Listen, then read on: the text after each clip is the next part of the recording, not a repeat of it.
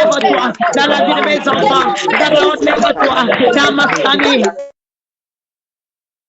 Lève-toi dans mes projets, Sabaoth, lève-toi dans mes combats, Sabaoth, lève-toi dans mes défis, Sabaoth, lève-toi dans mes combats, Sabaoth, lève-toi au nom de Jésus, Sabaoth, lève-toi, lève-toi, Sabaoth, lève-toi, Sabaoth, nous avons besoin de toi, Sabaoth, lève-toi, et gloire de cet ennemi, lève-toi, Sabaoth, nous t'appelons, Sabaoth, nous t'appelons, Sabaoth, nous t'appelons, Sabaoth, nous t'appelons, nous t'appelons, Sabaoth, combat pour nous, combat nos ennemis, Sabaoth, lève-toi, et combat, et combat, et combat, les ennemis, combat Sabaoth, au nom de Jésus, au nom de Jésus, Sabaoth, lève-toi, combat, combat Sabaoth, combat Sabaoth, dans le nom de Jésus, dans le nom de Jésus, combat pour nous, lève-toi dans nos combats, Sabaoth, lève-toi, Sabaoth, lève-toi, lève-toi, lève-toi, Sabaoth, dans ma vie, lève-toi, dans l'église, lève-toi, nous te supplions, Sabaoth, lève-toi, et combat nos ennemis, et combat nos ennemis, enlève nos ennemis, Sabaoth, lève-toi, enlève nos ennemis, dans le nom de Jésus, dans le nom de Jésus.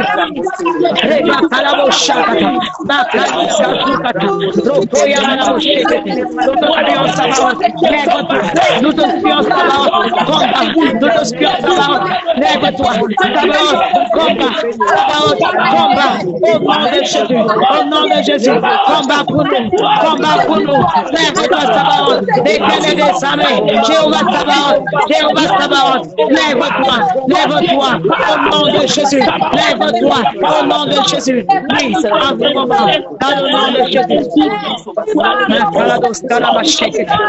Alléluia, combat pour nous, Sabaoth, combat pour nous, Sabaoth, nous te supplions, combat pour nous, au nom de Jésus, au nom de Jésus, agis puissamment, amen.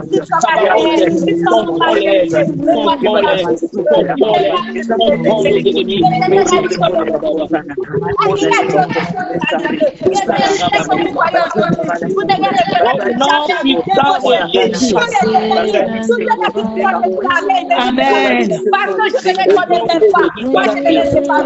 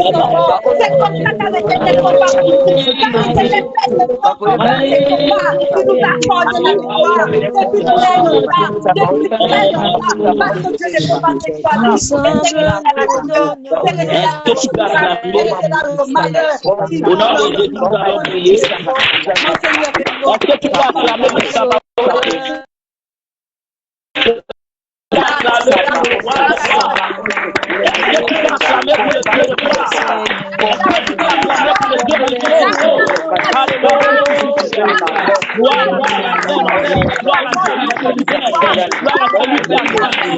Gloire à celui qui délivre. Gloire à celui qui libère. Gloire à celui qui défend. Gloire à celui qui parle en vérité. Son nom soit élevé.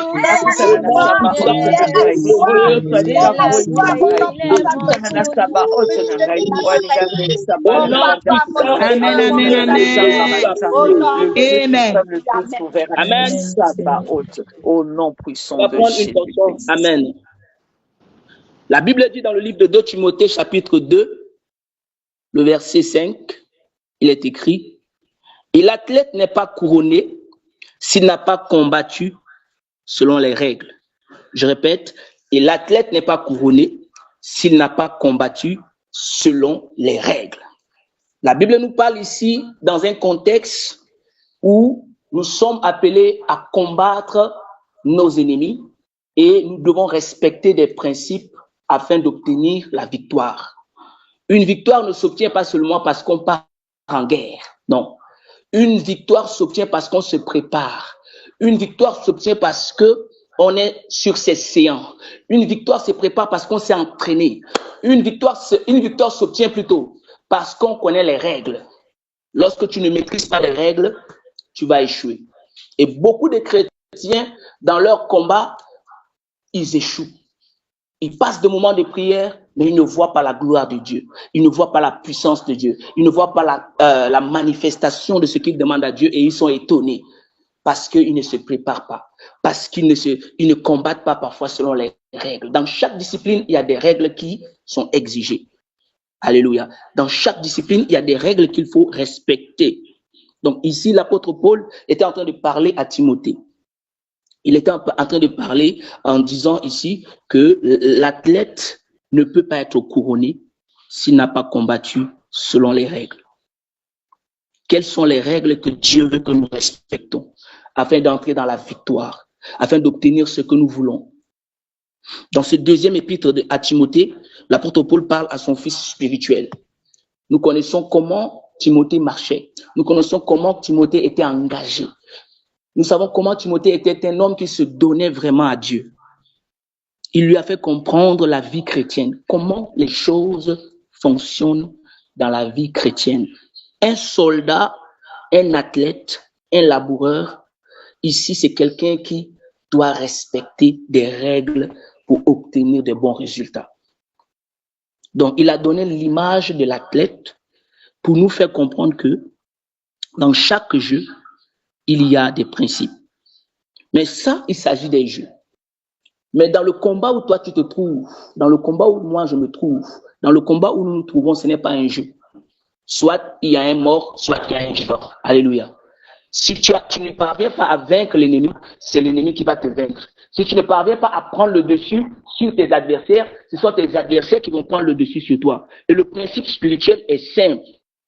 On ne gagne pas dans le royaume de Dieu par la ruse, mais par l'obéissance. La première des choses, c'est l'obéissance. Est-ce que nous sommes obéissants? Tu dois être obéissant à Dieu. Que signifie combattre selon les règles? Pour nous qui sommes chrétiens, premièrement, tu dois avoir une vie sanctifiée. Dieu ne peut pas te soutenir dans un combat si tu ne vis pas dans la sanctification. Je me rappelle qu'un jour, Dieu a dit à Josué, sanctifie le peuple. Sanctifie-toi et sanctifie le peuple. Pour dire que pour que vous puissiez vous battre vos ennemis, il va falloir que vous passiez par la sanctification. Alléluia. Tant que tu ne te sanctifies pas, même si tu envoies le feu, même si tu décrètes des paroles fortes, l'ennemi ne peut pas tomber. Ton Goliath ne peut pas tomber. Les Amalécites ne peuvent pas tomber. Les Moabites ne peuvent pas tomber. Il faut que tu te sanctifies pour renverser les murailles de Jéricho qui sont dans ta vie. Il faut que tu te sanctifies avant d'avoir le dessus sur ce problème qui t'empêche d'avancer. Blocage, freinage, limitation, célibat, quel que soit le nom du problème, bien-aimé, tu dois te sanctifier en cette saison. La sanctification est l'option numéro, ou bien, comment on appelle, notre premier, comment on appelle, règle que nous devons respecter. Alléluia. Nous devons respecter des règles. Alors ici, Dieu nous appelle à mener une vie de sanctification, combattre avec une vie sanctifiée. Quand tu combats dans le péché, tes ennemis vont prendre le dessus.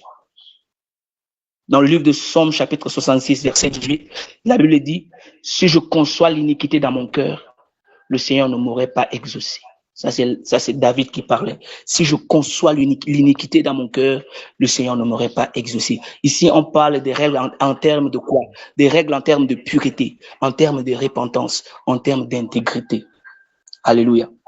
Donc, ici, un enfant de Dieu doit marcher dans la pureté, doit vivre une vie de repentance et aussi une vie d'intégrité. La repentance, ce n'est pas seulement dire Seigneur, pardonne-moi, mais la repentance, c'est après avoir demandé pardon, tu abandonnes ce péché-là. Ne continue plus dans ce péché. Tu dois combattre avec les âmes spirituelles. Un combat spirituel ne se fait pas sans les âmes spirituelles. Parce que dans 2 Corinthiens chapitre 10, verset 4, la Bible dit, les âmes avec lesquelles nous combattons ne sont pas charnelles. Elles sont puissantes par la vertu de Dieu pour faire quoi? Renverser quoi? Des forteresses, briser des forteresses, alléluia, et combattre toute pensée, toute hauteur qui s'élève contre la connaissance de Dieu. Donc, nous devons utiliser des armes dites des armes spirituelles. C'est pourquoi 2 Corinthiens nous dit, les armes avec lesquelles nous combattons ne sont pas charnelles, mais elles sont puissantes par la vertu de Dieu. Donc ici, ce n'est pas par manipulation, ce n'est pas par jalousie, ce n'est pas par colère, ce n'est pas par stratégie humaine que tu peux renverser tes ennemis, mais c'est par l'Esprit de Dieu. C'est en obéissant à Dieu, c'est en respectant les principes de Dieu, c'est en marchant dans l'amour, c'est en marchant dans la sainteté, c'est en ayant en toi, comme Éphésiens chapitre 6 nous dit, que nous devons nous revêtir de toutes les âmes spirituelles afin de résister au malin, au jour mauvais. Donc, tu dois te revêtir du casque du salut. Tu dois prendre l'épée de l'esprit. Tu dois avoir le bouclier. Alléluia. Tu dois avoir le zèle. Tu ne peux pas prier et tu fermes le micro. Ou tu ne peux pas prier et tu pries comme ça. Seigneur Jésus, j'envoie le feu, j'envoie le feu. Non, il faut mettre le zèle. Le zèle que donne l'évangile de paix. Le zèle. La ceinture de vérité. Tu dois avoir toutes ces armes. Ça se trouve dans le livre d'Éphésiens chapitre 6. Je ne vais pas trop détailler.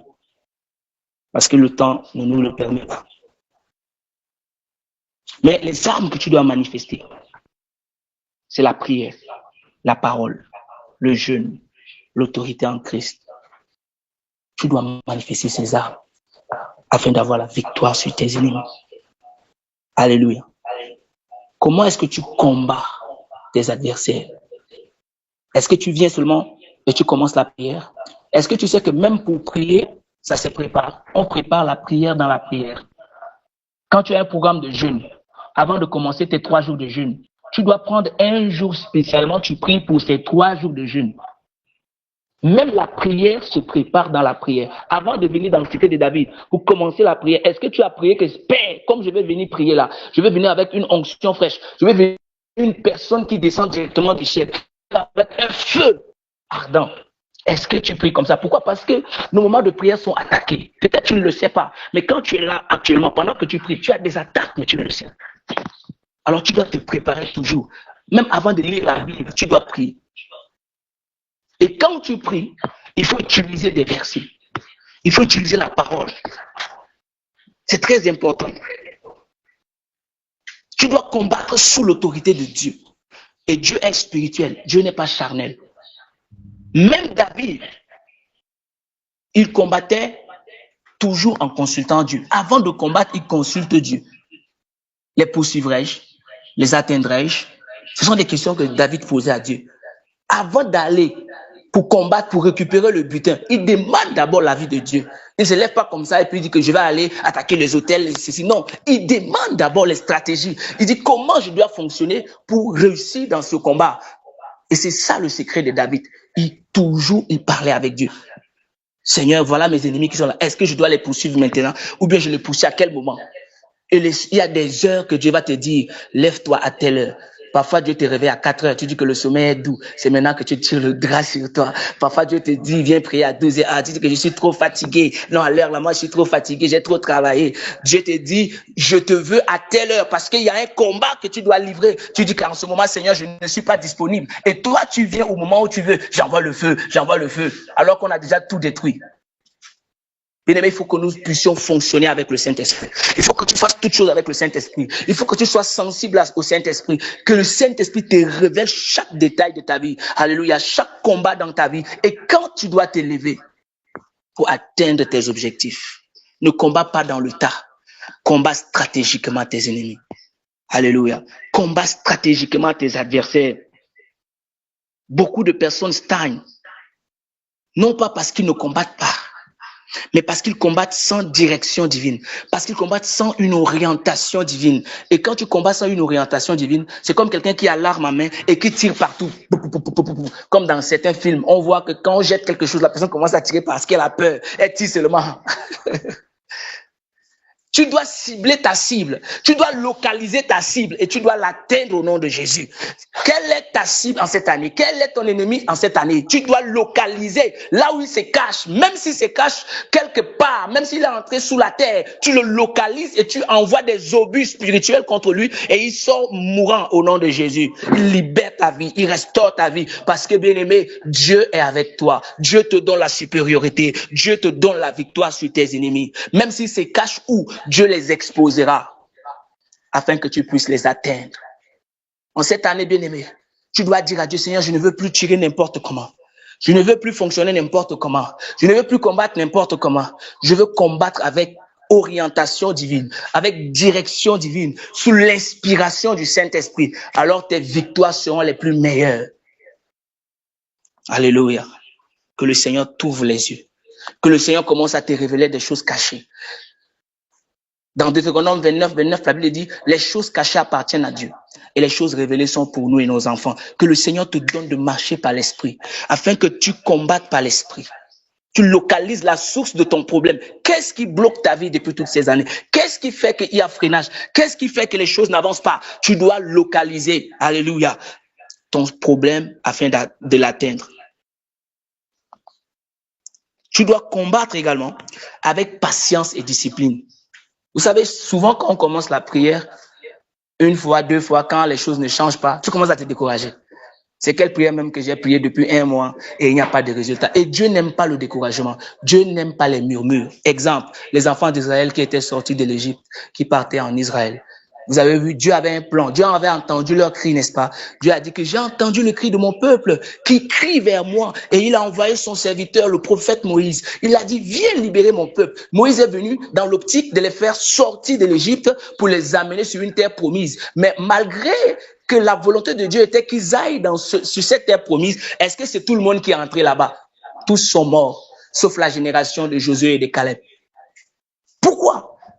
Parce que Dieu peut vouloir que tu réussisses, mais toi, tu peux vouloir échouer et tu échoues. Dieu peut vouloir que tu sortes de ce célibat, mais toi, tu veux demeurer parce que tu gères déjà un autre dossier. Tu as quelqu'un qui t'appelle bébé et tu pries pour que Dieu t'envoie ton mari. Il ne va pas envoyer ton mari parce que tu as déjà un bébé.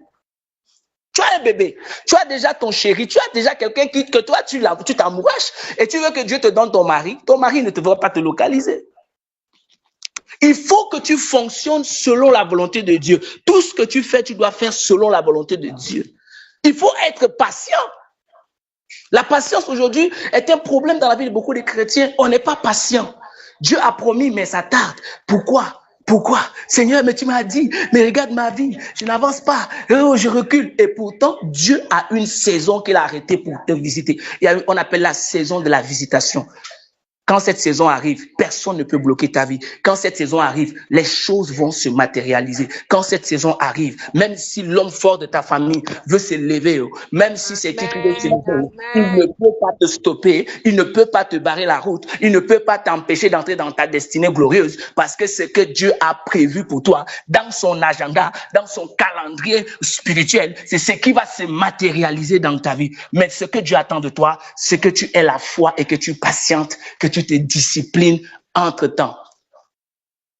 Au lieu de discipliner ta vie. C'est toi qui continues à vivre un pied dedans, un pied dehors. tu es un peu avec Jésus, tu es un peu avec Satan. Tu es un peu avec Jésus. Et tu penses que quand tu vas repartir chez Satan, Satan va te laisser. Il va te finir. Parce que tu as fini de lui envoyer le feu. Tu as fini de détruire ces choses. Et tu comptes encore tes pieds. Si c'était moi-même, mon ennemi m'envoie le feu. Et il vient encore chez moi. Et c'est ça. Tu combats Satan et tu marches avec Satan. Il connaît tes faiblesses. Il connaît tes défauts. Satan te connaît mieux que toi. Satan connaît tes faiblesses. Quand il veut te bloquer, il vient appuyer déranger. Il vient appuyer sur déranger. Il appuie là où ça te dérange. Et toi, tu vas lui ouvrir la porte et c'est comme ça qu'il peut te bloquer. Après, on va dire que il faut détruire les autels, il faut renverser les autels, alors que Jésus a payé le prix pour toi. Bien-aimé, combat selon les règles en cette année. Tu dois combattre avec patience, avec discipline, parce qu'un athlète s'entraîne, il renonce à certains plaisirs pour remporter quoi? La victoire. Alléluia. Donc, c'est ce que je voudrais te partager. Tu vas prendre un seul sujet de prière. Nous sommes à 59. Tu vas dire, Seigneur, en cette année, je veux combattre, Seigneur, selon les règles et que rien ne me distrait. Ouvre ton micro, commence à prier, commence à prier, commence à prier, commence à prier. Seigneur, je veux combattre selon les règles au nom puissant de Jésus. Je veux me Je